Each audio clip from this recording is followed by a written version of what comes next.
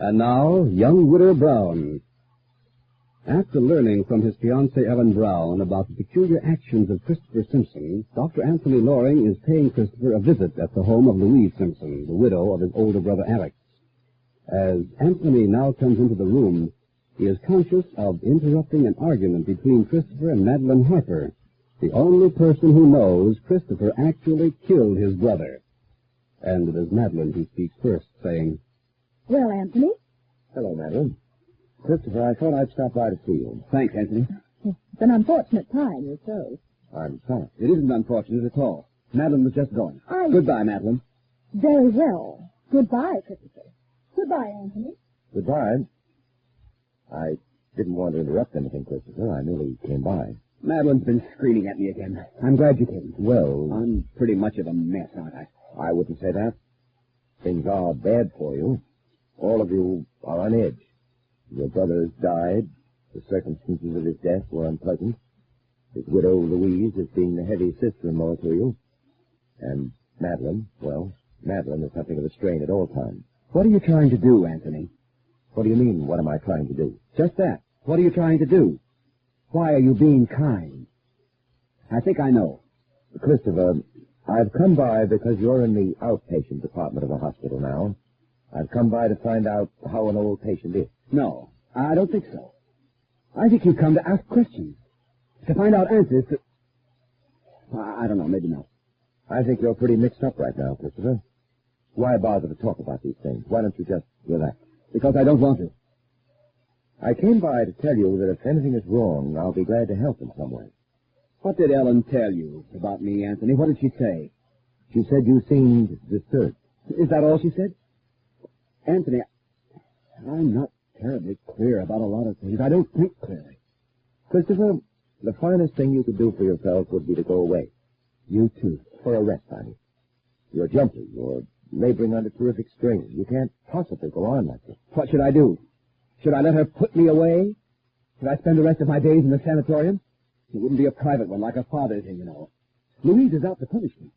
Punish me because I'm Alex's brother, her dead husband's brother." "Christopher, there's no point in our talking like this. It only makes you worse." "Alex destroyed me, and he did a good job of it, Anthony." "You need help, the kind of help that I can't give you, but you need it. You're in a serious way." "What kind of help?" "I think that you want to talk out all your problems, but you're suspicious of all of us." "A psychiatrist, you mean?" "I think that would be a good idea." "Is that how they'll do it? She and Madeline? Is that how they plan to do it?"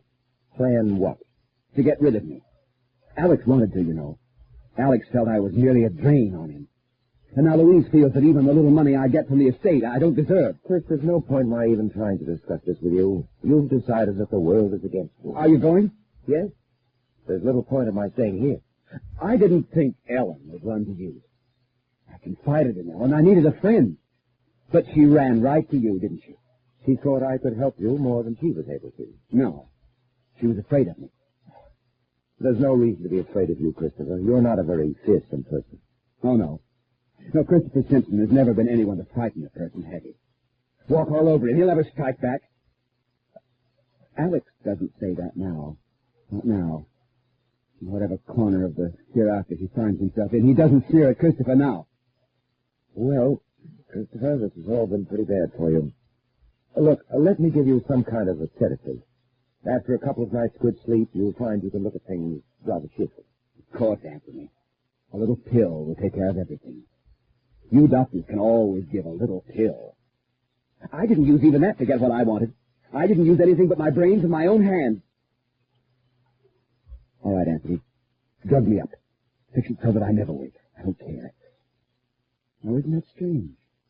I simply don't care.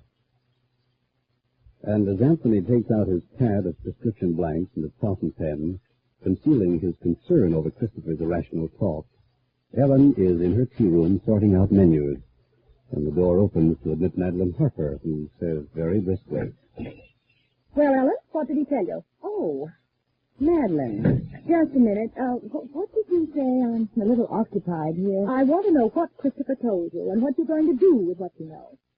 "Oh, dear. I want to know, Ellen. I intend to know." "I knew he couldn't possibly conceal from you that he didn't. Christopher is a fool, and he's a little out of his mind, Ellen. He you shouldn't believe anything he tells you. I don't think I need you to tell me what to believe and what not to believe, Madeline. And I know that I don't like your peremptory manner. In other words, you're going to hold out on me. You're not going to tell me what Christopher said. It was all lies, anyway. Madeline, I'm having quite a crowd for supper tonight, the Garden Club's annual dinner.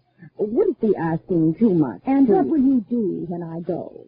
Telephone Anthony Loring about my visit as you did about Christopher? Run to him with some stupid idea that you have in your head about us?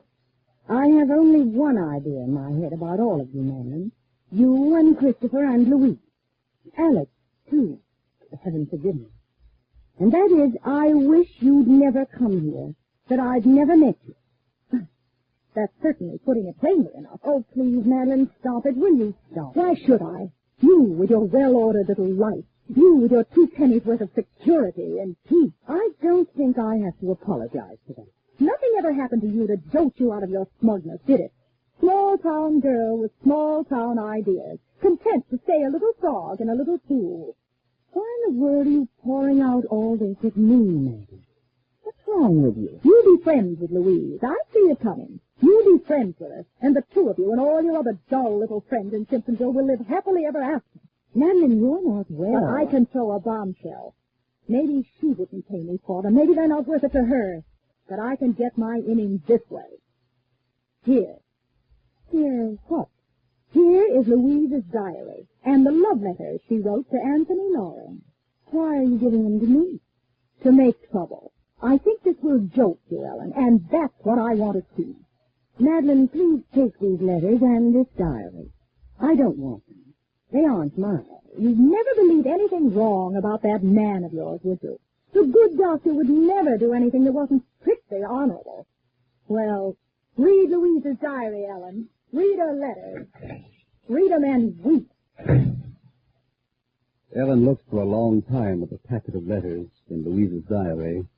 Then she picked them both up and walked into her house with them through the connecting door to her living room. And now, seated on her sofa, the book and the letters in her lap, Ellen considers. This is it, I guess. This is when you have to decide for yourself how honorable or dishonorable you are. Here they are, Louise's diary and her love letter. All the proof I need of just how close she and Anthony were during those years in Chicago. Why do I need proof? What in the world am I trying to prove? Just a minute. I'll be right there.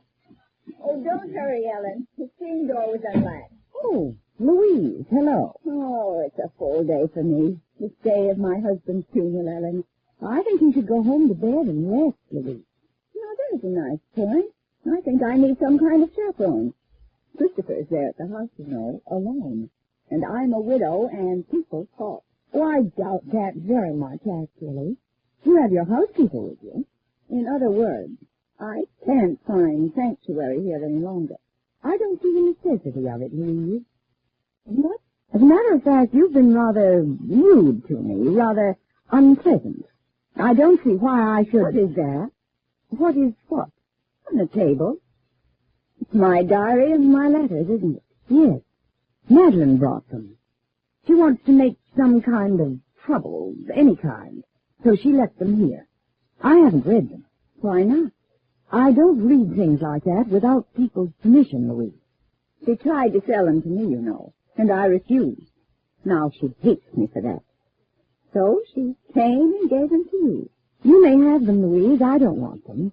They only constitute a problem to me. No, you keep them. And you have my permission to read them, Ellen. What do you think of that? I don't know what to think of it, Louise. My letters to Anthony and my diary. Keep them and read them, Ellen. I think you ought to know a lot of things you haven't wanted to know before. I think, actually, I'm going to be a little grateful to Madeline after all. How will this strange challenge be met by young Widder Brown?